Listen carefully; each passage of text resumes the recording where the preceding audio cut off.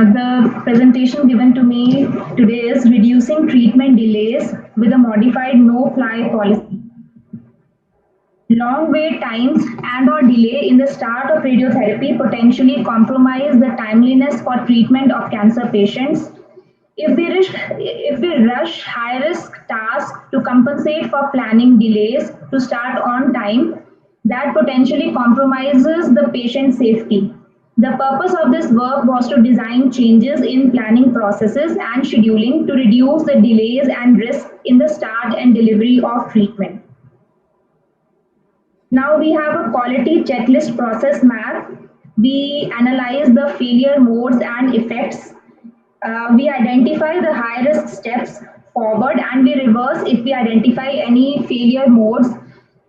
Certain high risk tasks are treatment prescription, treatment consent. We review the path before simulation, contouring, plan completion, second plan check, IMRT quality assurance, laterality, and the first day physics check. Now the risk mitigation strategies.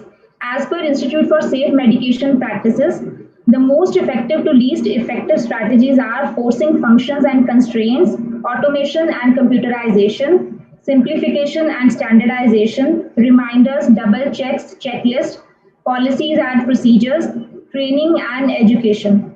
As per the Northwell Safety Program, the most effective to least effective strategies are no-fly treatment policy with specific stopping rules, paperless operations, process mapping, Six Sigma Z-score statistical process control, failure mode and effect analysis based quality checklist, custom policy and procedure database reviewed monthly, and transitional phase training.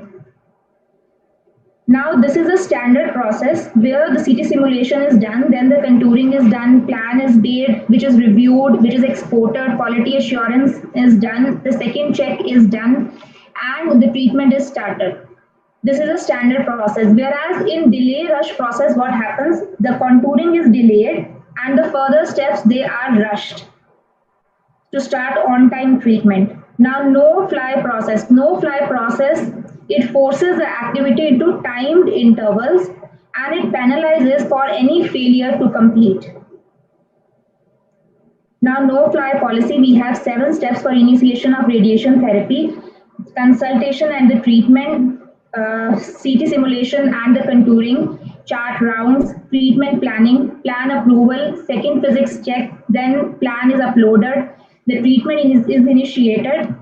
In no-fly, one patient is scheduled to start 9 days from simulation. No process is rushed or skipped, everything moves ahead in a sequence. No-fly patient start delays, treatment starts after all components are complete as per defined timeline. No last minute starts are allowed. Patients are rescheduled to start on another day. A no-fly event rules have been established for cancelling appointments. There is a cultural shift from just in time to cancel if not ready. Now the 2010 to 14 results are 15 to 18% of patients were rescheduled monthly proactively and up to 8% of new starts were not delayed. Now, no-fly 2 modified the no-fly rules to schedule the start of treatment only after plan approval instead of CT simulation. The corresponding impact of no-fly 2 on delays and safety was assessed using data extracted from our databases. Now, what is new in no-fly 2? There are no fixed timelines, interlocks are retained, everything must be completed before a VSIM appointment is made and performed. No fly is still in effect following plan approval. Now, there are 7 steps for initiation of radiation therapy, which we have already discussed. In no-fly 1, patients are scheduled to start 9 days from simulation. In no-fly 2, the treatment is started 72 hours after the approval of the plan. No process is rushed, no process is skipped, everything moves ahead in a sequence. Now, the results are no-fly 2 resulted in a drop of delays in scheduled treatment start appointments from 10.1% to 1.3% with a p-value of 0.004. There is increase in the time for completion of contours and pre-planning peer review extended the turnaround from CT simulation to treatment start from 10.6 to 11.1 days. There is a delay rush process, however, the delay rush process, however, continued to be mitigated. Conclusion is changing the scheduling time point for starts from the CT simulation to the date of plan approval has led to a significant reduction in treatment delays. The no-fly-to policy supports a safety culture that prevents rushed work.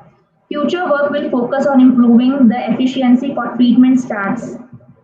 Thank you.